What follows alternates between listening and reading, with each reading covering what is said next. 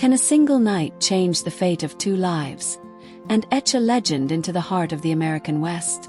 In the brutal winter of 1887, while a deadly blizzard swept across Wyoming, that question would be answered at a lonely, windswept train station. On a frozen bench, Claire Evans sat hugging a leather satchel that held all she owned: $3, a faded photograph, and a heart full of battered dreams. Once, she had been a nurse in bustling Philadelphia, tending to the wounded and comforting the dying.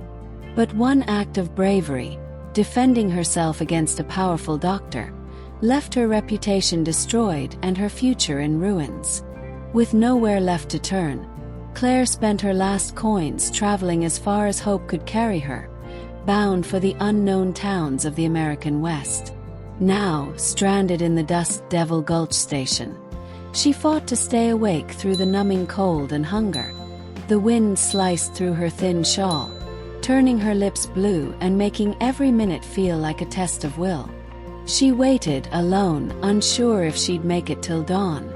Then, through the white swirl and biting wind, the sound of approaching hooves broke the silence.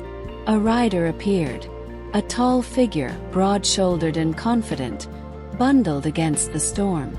Dismounting, he strode into the dim station, bringing with him a rush of cold air and an unspoken assurance. His name was Ethan McGregor, Mac to friends, a rancher from the wild countryside north of town. He spotted Claire instantly, a woman alone, exhausted, yet carrying herself with quiet dignity despite her evident hardship. Without questions or judgment, Mac offered help. He noticed her medical bag, recognized her determination, and saw, behind her frostbitten face, the resilience of someone who had already survived much. Claire, worn and wary, hesitated, but Mac's concern was genuine. He simply couldn't let a stranger freeze, not on his conscience. Handing her his heavy coat, he insisted she come with him to the inn across the street. Too cold, too tired to argue, Claire almost collapsed in his arms as he carried her through the swirling night. For the first time in months, Claire felt a kind of safety. Mac's presence was both strong and gentle, a reminder that kindness could exist, even out here on the edge of nowhere. Inside the warmth of the local inn, Mac oversaw everything: hot food, blankets, and even a message for the town doctor. As Claire thawed before the fire, she shared, bit by bit, the story of her East Coast scandal and bold journey west.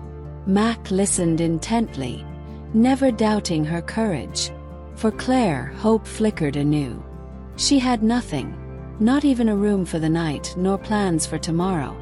But in this unlikely meeting during a brutal storm, her story and Mac's had just begun. The Drover's Rest Inn was the pride of Dust Devil Gulch, its lobby always alive with whispers and restless energy. That stormy night, every conversation ceased the moment Ethan McGregor stepped in, cradling a woman almost blue with cold. The clerk rushed over, his concern all business, but Mac barely paused. This was no night for formalities. He demanded the best room, food, coffee, and blankets, all without setting Claire down.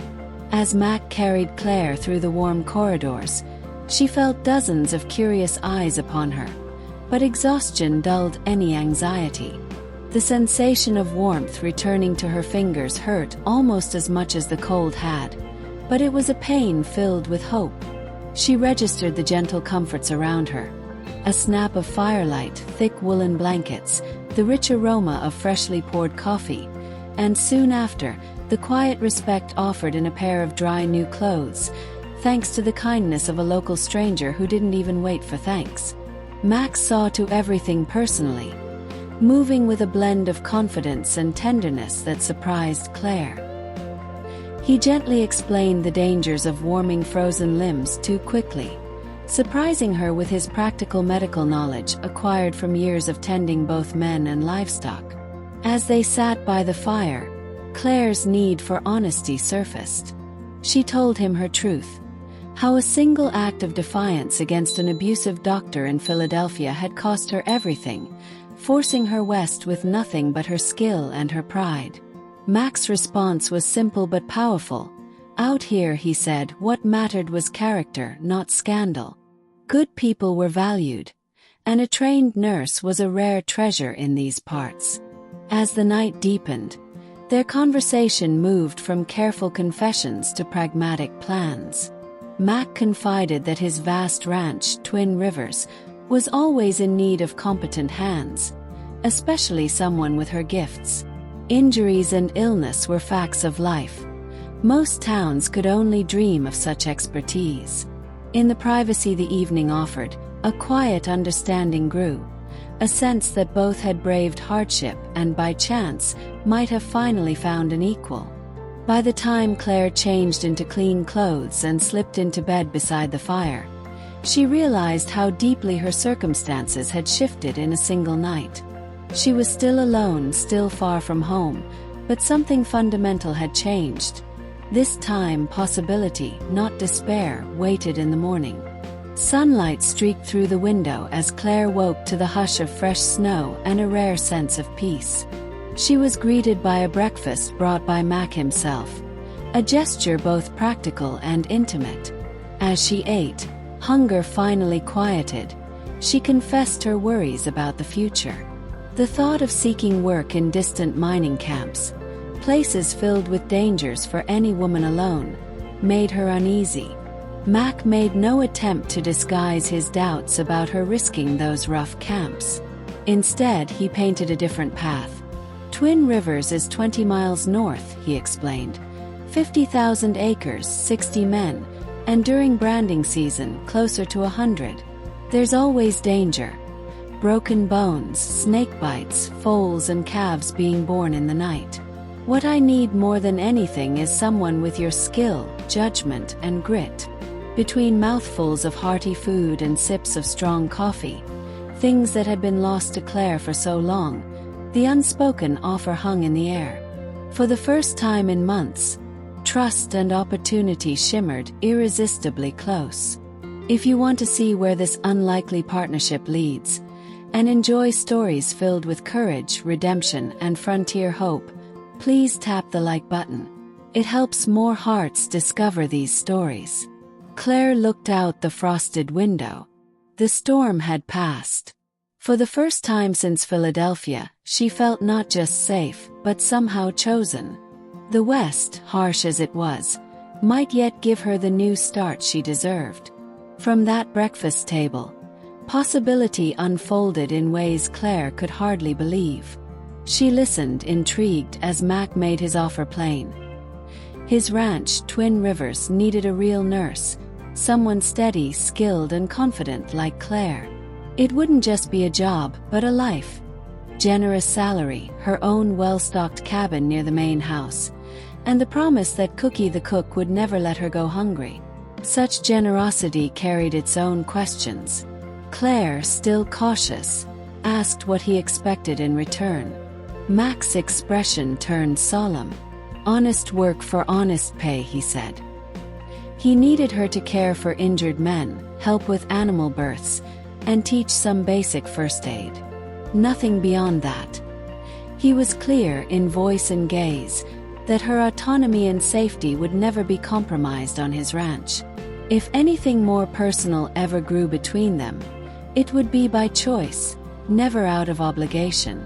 Claire searched his face for dishonesty, but found only the same unyielding integrity that had already begun to earn her trust. She pressed for details. Why hadn't he found a doctor instead? Mac laughed, admitting he tried every avenue, from Denver to Kansas City, only to learn that doctors seldom left city comfort for rural hardship and uncertain wages. Out here, skill and grit mattered more than degrees or gender. His directness meant more than she let on. Mac described Twin Rivers honestly. Not a country manor, but a working ranch, raw and real, with dedicated men and little pretense. She'd often be the only woman, barring Martha, the cook's wife. The days could be lonely, the environment demanding. But Claire, her spirit sharpened by isolation back east, couldn't help but feel that honest loneliness under the wide Wyoming sky was preferable to the stifling loneliness she'd left in Philadelphia. Finally, Mac shared a last important warning. He was wealthy by family and hard work, and the tongues of small towns loved to wag. If Claire took the job, there would be whispers, jealousy, suspicion, even the label of gold digger. Claire met this with resolve. She knew her worth, and the opinions of those who gossiped had no bearing on her sense of self. Mac respected her answer, but wanted no illusions on either side.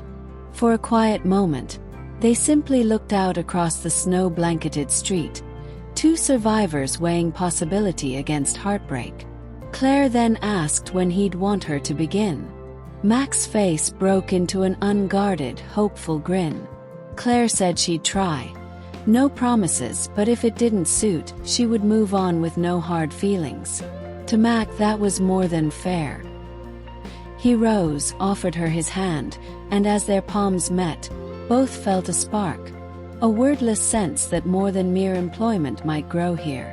The journey north to Twin Rivers Ranch carved its own memory in Claire's heart.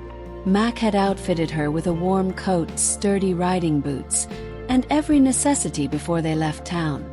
Payment advanced with a smile she was already learning to trust. Riding side by side, Claire marveled at the vastness that unfolded. White mountains on the horizon, frozen rivers snaking through the land, the wild beauty of the open west embracing her in ways the city never had. Hours later, they crested a hill, and Mac drew rein, pointing below. In the hush of snow and distant smoke, Twin Rivers lay sprawled across a broad valley, a small, thriving world of its own. The main house, all timber and stone with a deep porch, presided over neat rows of bunkhouses, bustling stables, corrals, and a proud blacksmith shop. Men moved with practiced purpose, untouched by the winter chill, their curiosity piqued by Mac's return with a stranger at his side. As they rode into the ranch yard, the attention of the crew was palpable, but it was Mac who spoke first, introducing Claire with quiet pride as their new nurse. She received the warmth of cowboy welcomes, a blush warming her cheeks, and for the first time in years, felt the unfamiliar glow of belonging. The weathered foreman, Jed Stone, approached and welcomed her, the relief evident in his smile. Injuries were common, he explained, and Claire's skills meant a safer life for everyone. One cowboy, already bandaged from a barbed wire mishap, grinned wide and promised she'd be busy from the start. Claire felt her courage return. For once, she was exactly where she ought to be. Mac soon led Claire to her new quarters, a compact, well-built cabin within sight of the main house. The interior was warm, simple, and inviting. There was a tidy living area and a bedroom of her own, a small kitchen with a fire already crackling in the stove. Mac explained that Martha, Cookie's kind wife, had seen to every detail, making sure Claire would find the place not just adequate, but homey. Pausing in the soft light of her new home, Claire ran a hand across the sturdy wooden table and gazed out at the distant peaks.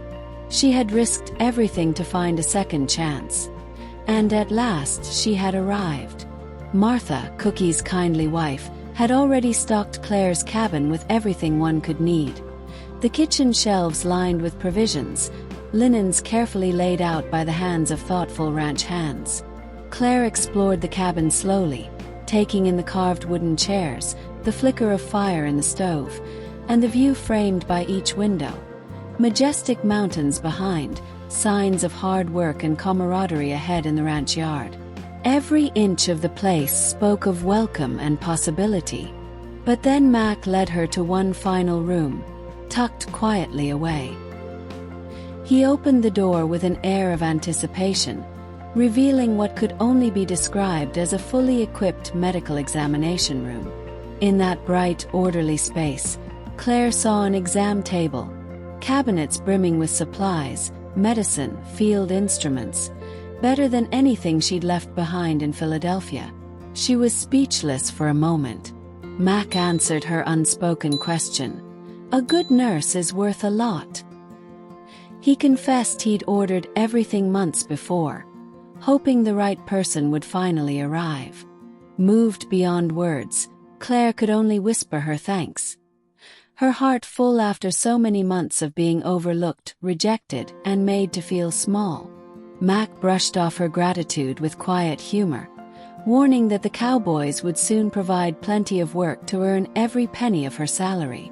As if on cue, ranch foreman Jed knocked gently, supporting a young cowboy named Billy. The boy limped in, his foot swollen from an unlucky encounter with a horse. Claire switched instantly into her professional role, examining the foot, then calmly bandaging the injury and offering steady guidance. Her confidence noticed and appreciated by both the men and Mac, who watched quietly from the doorway, a look of satisfaction on his face. Later that evening, after tending to several minor wounds and meeting most of the crew, Claire settled by the hearth in her new home. The magnitude of how her fortunes had changed began to settle in. Just days ago she had been alone and penniless, shivering in a station, and now she was indispensable. And there was Ethan McGregor. Strong, capable, decent, utterly respectful. Unlike any man she'd met in Philadelphia or anywhere else. He seemed almost old-fashioned in his integrity. He treated her as an equal, and for once, she didn't have to keep her guard up.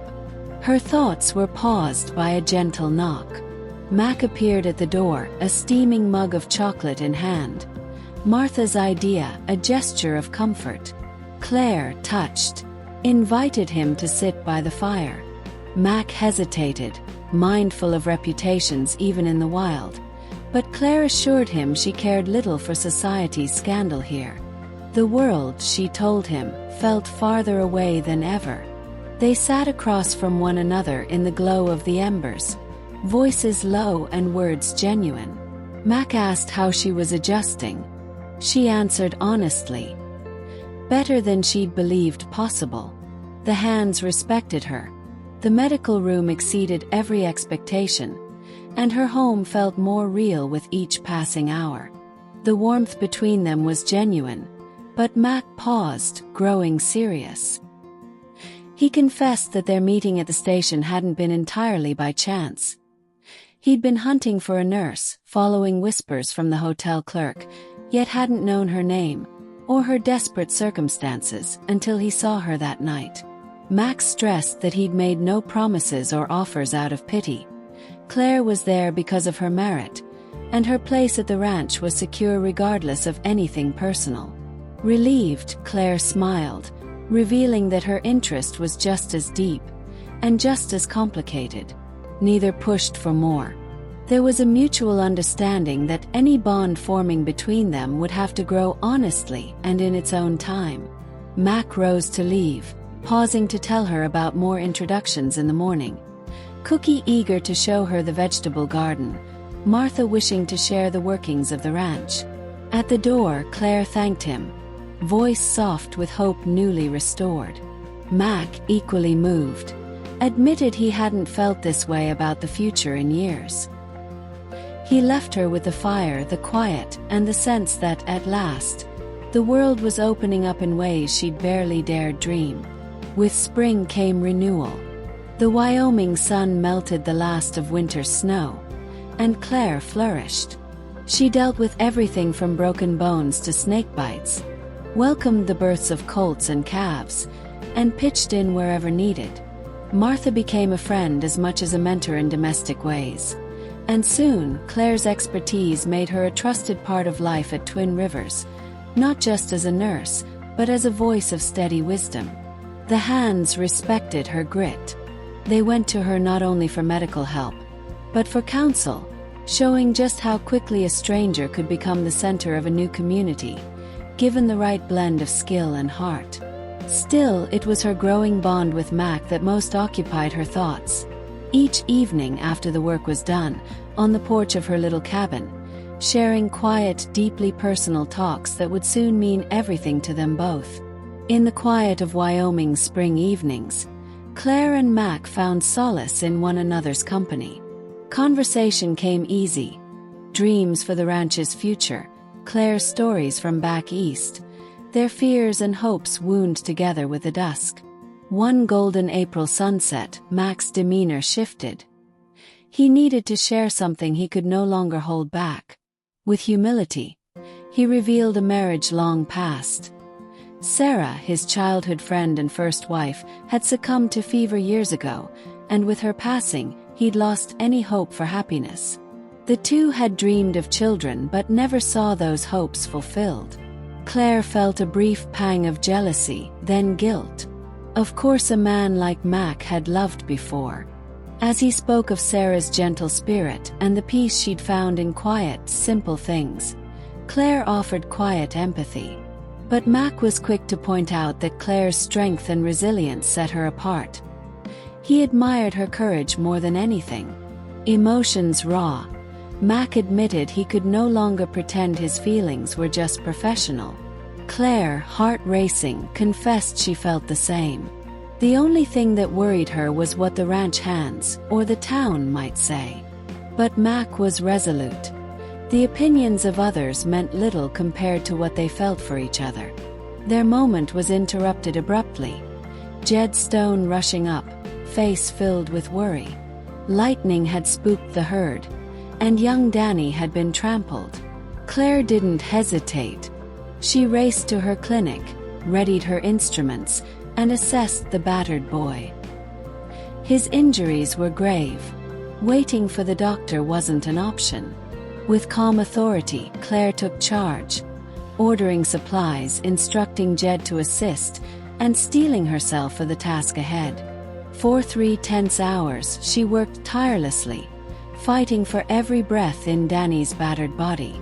Cowboys who normally waged battle against wild horses and rough terrain watched in awe as Claire's steady hands performed what many called miracles.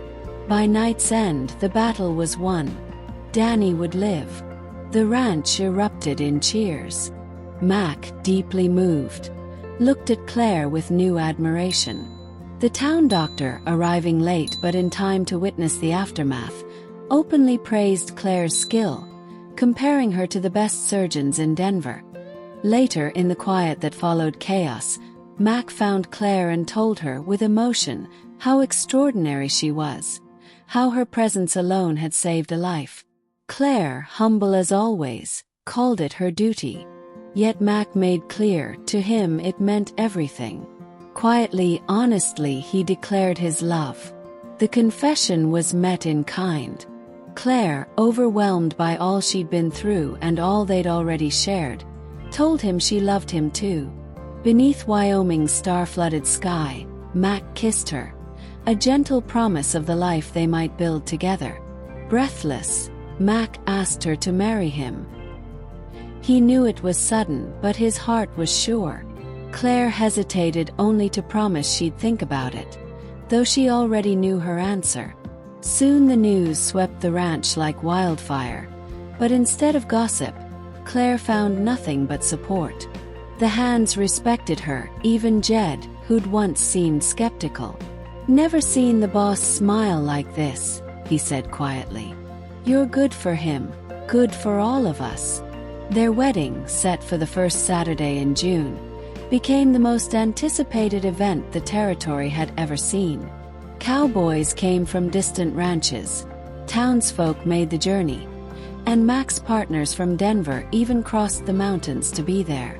Claire wore a simple ivory silk dress Mac had ordered from San Francisco, her hair adorned with wildflowers lovingly woven by Martha. She walked down an aisle lined with friends and well-wishers, escorted by Jed in place of her late father. Mac waited on the porch in his finest black suit, his nerves clearing the moment she met his eyes. The preacher's words rang with special meaning for all who listened. Mac and Claire exchanged vows, promising to stand together through hardship and joy, sickness and health, fortune and famine, for all their days. Their kiss, sealing the promise, drew cheers and laughter, and Claire's blush was eclipsed only by her happiness. That night, their wedding feast became legend. Cookie outdid himself with roast beef, trout straight from the river, Martha's homegrown vegetables, and a grand cake brought all the way from Denver.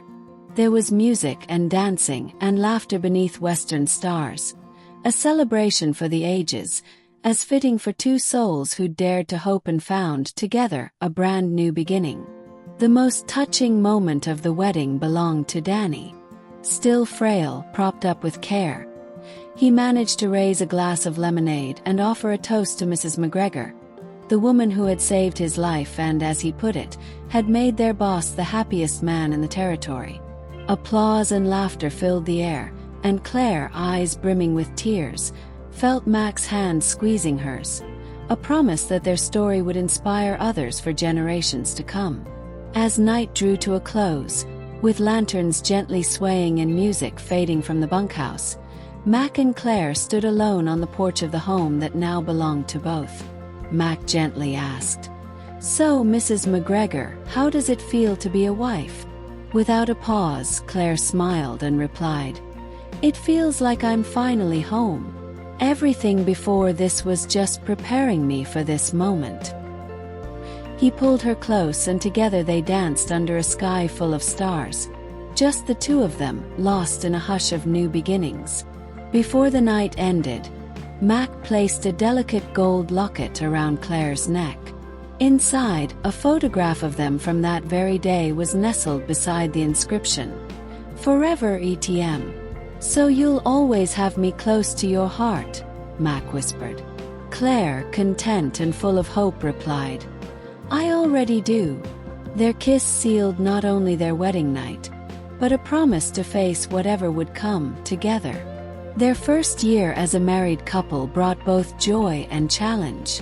Claire continued as the ranch nurse, but quickly grew into the role of partner, managing accounts, advising Mac, and welcoming visitors from as far as Denver. Her reputation for skill and resolve grew, treating a cholera outbreak in Silver Creek Bend, delivering twins during a blizzard, even extracting a bullet from a sheriff wounded in a shootout with cattle rustlers. But what truly set them apart was their partnership. Claire's keen insight saved the ranch money and brought new efficiency. Mac, in turn, consulted her on every major decision. Their story spread across Wyoming, drawing reporters and storytellers eager to share how a chance encounter in a blizzard blossomed into the territory's most legendary romance. Not all storms stayed in the past. In the spring of 1889, a ghost from Claire's former life arrived with a threat. Dr. Albright, the man whose cruelty had driven her west, swept into Dust Devil Gulch with a marshal in tow, brandishing papers challenging Claire's right to practice medicine. "He's here to make trouble," Claire told Mac as they read the warning telegram. Mac's answer was calm but firm. "Let him come. Things are different out here." When Albright arrived, thin, pale, his eyes cold with old grudges, he tried to challenge Claire before the ranch, calling her reputation into question and mocking the certificate she held. Mac planted himself between them, defending Claire fiercely. When Albright, with venom, made his accusations, Claire met him head-on with the truth. The tension broke only when Mac, unable to hold back, landed a punch that sent Albright into the Wyoming dirt, and a circle of loyal cowboys stood guard, daring the marshal to act. Determined to settle things by the law, Mac and Claire went to court. Half the county showed up to support her. Patient after patient testified to her skill and integrity. The local doctor praised her, the governor sent a letter of endorsement, and Jed Stone himself recounted how she'd saved Danny's life, doing what no man on the frontier could. Albright's own record collapsed under scrutiny. Dismissed for incompetence and drunkenness, he slunk from the courthouse disgraced. The judge swiftly recognized Claire's right to practice medicine anywhere in the territory and told Albright to disappear before the locals decided to teach him some Western hospitality. The courtroom burst into applause. Claire found herself swept into Mac's arms, spinning in triumph, and for the first time, truly free of her past. That night, with friends gathered in joy, Claire knew their union had become more than personal. It was living proof of the American dream, the hope that, in the West, anyone could begin again, conquer hardship, and build a future through determination and love. By 1892, 5 years into their marriage, Ethan and Claire McGregor stood as pillars of the Wyoming frontier. Twin Rivers Ranch now sprawled over 100,000 acres, but their greatest pride became their legacy of service. Claire founded the region's first true hospital, welcoming patients from distant places. She opened a nursing school and mentored a new generation of brave young women. Her insights were published in East Coast medical journals, and soon she was invited to speak at major conferences as far away as Boston and New York. With each passing year, Claire and Mac's legacy only grew.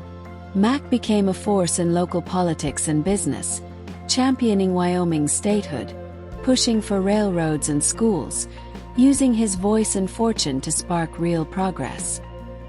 His boldest dream became real on the southern border of the ranch, the founding of McGregor Springs, where families could thrive, their children learning in bright schoolhouses beneath the wide prairie sky.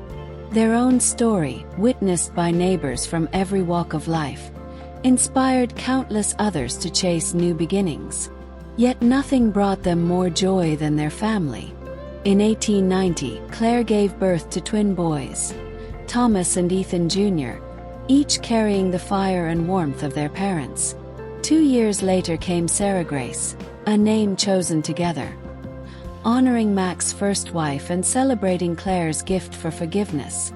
The children filled their home with laughter, a home built from resilience, risk, and boundless hope. On quiet nights, Mac and Claire would gaze at their sleeping daughter. "She'll have healing hands," Mac whispered. Claire smiled, teasing he ought to prepare for a girl as fearless as her mother or a true cowgirl like her father.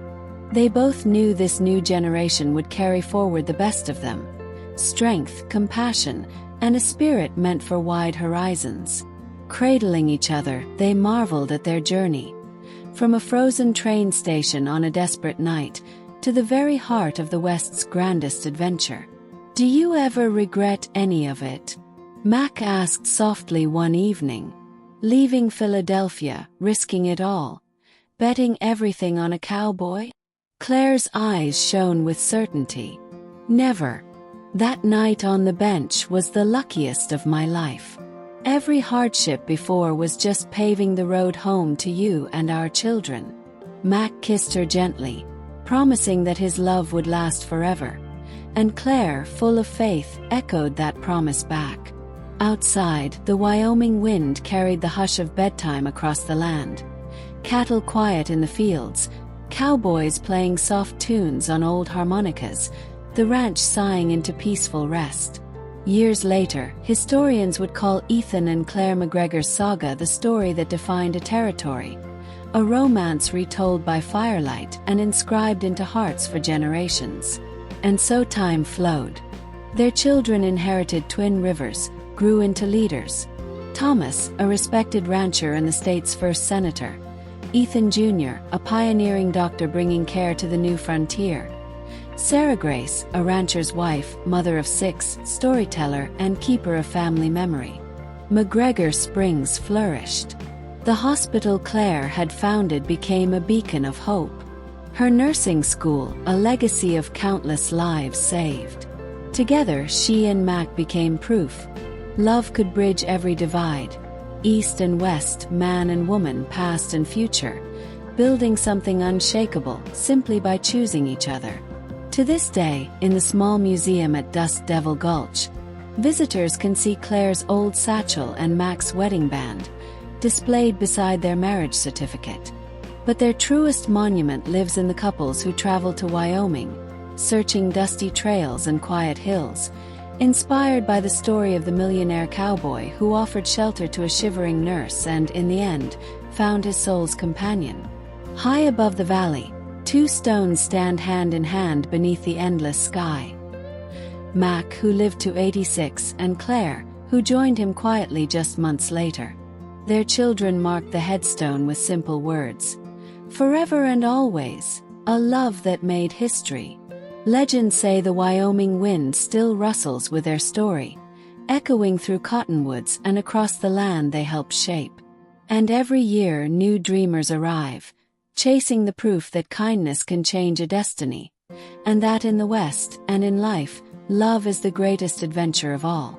Claire moved slowly through each room, running her fingers over carved wooden chairs, watching the flames in the stove, and pausing at the windows. One framing snow-capped mountains, the other opening onto a ranch yard alive with purposeful work. Every detail whispered that she had found a true home. But Mac hadn't shown her everything. With a quiet sense of pride, he led her to a small room she hadn't yet seen. Inside waited the extraordinary. A fully equipped medical examination room, outfitted beyond what she'd ever dared hope for.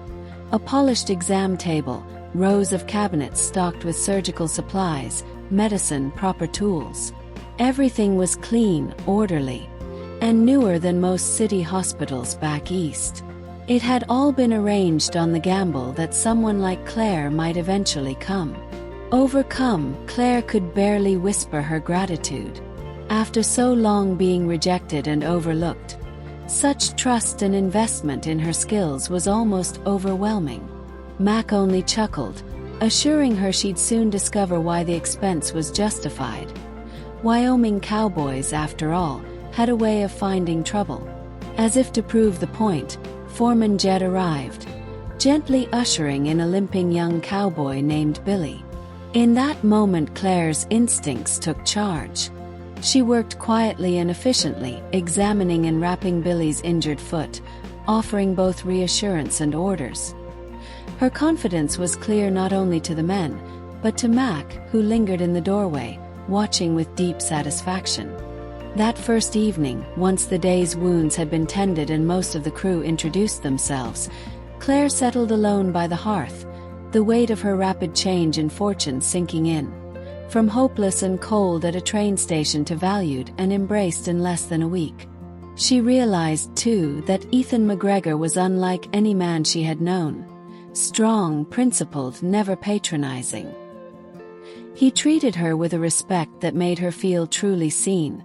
And for the first time, she didn't need to keep her defenses raised. A gentle knock broke her thoughts. Max stood outside, holding a steaming mug of chocolate. Martha's touch for comfort. Touched, Claire invited him in. Mac hesitated a moment, wary of what people might say even here. But Claire laughed it off, saying reputation mattered little on the frontier, especially after all she'd faced. They sat together in the glow of the fire, voices hushed and sincere. Mac asked how she was settling in. Claire replied honestly that she'd hardly dared hope she could feel so content. Acceptance had come quickly. The crew respected her. Her office was better than anything she'd left behind, and already her new home felt real. Then Mac's mood shifted. He admitted, almost sheepishly, that finding her in the station hadn't been pure chance. He'd been searching for a nurse, following rumors from the innkeeper, but hadn't expected to find someone who had come so far, or with such need and courage. He insisted her place was hers on merit, and nothing that happened between them would ever threaten her position or autonomy. Claire's reply was gentle too. If their feelings became more, it would be honest and equal. For now, she confided, she found herself thinking of him more each day. Still, both knew their bond would have to grow on its own terms. Before he left, Mac told her that Cookie and Martha would show her the garden and workings of the ranch in the morning, eager for her to feel included. Claire thanked him sincerely, voice soft with hope. Mac, lingering at the door, confessed he hadn't looked to the future with this much anticipation in years. He left her there, in the glow of firelight, surrounded by possibility. Her first real taste of belonging. With spring came renewal, as the last ice melted from hills and rivers. Life at Twin Rivers picked up its rhythm, and Claire quickly became indispensable. She mended broken bones, soothed snake bites, welcomed newborn calves and colts, and lent Martha her hand in the garden between patients. It took little time for the cowboys, once skeptical, to rely on her wisdom for troubles both medical and personal. Martha became not only a friend, but Claire's guide to the nuances of ranch life. Still, what grew most was Claire's bond with Mac. Every evening, work finished, they'd sit and talk on the porch of her cabin, sharing stories and private dreams, the hush of the Wyoming sunset painting everything in possibility. If this journey resonated with you, don't forget to subscribe and ring the bell to join us for more powerful stories from history and the heart each week. Share this video with friends who appreciate unforgettable true tales, and let us know in the comments what touched you most. Your voice keeps this community alive. Thank you for traveling with us. Until next time, keep chasing your own great adventure. And remember, share this video with anyone who loves discovering powerful, unexpected stories.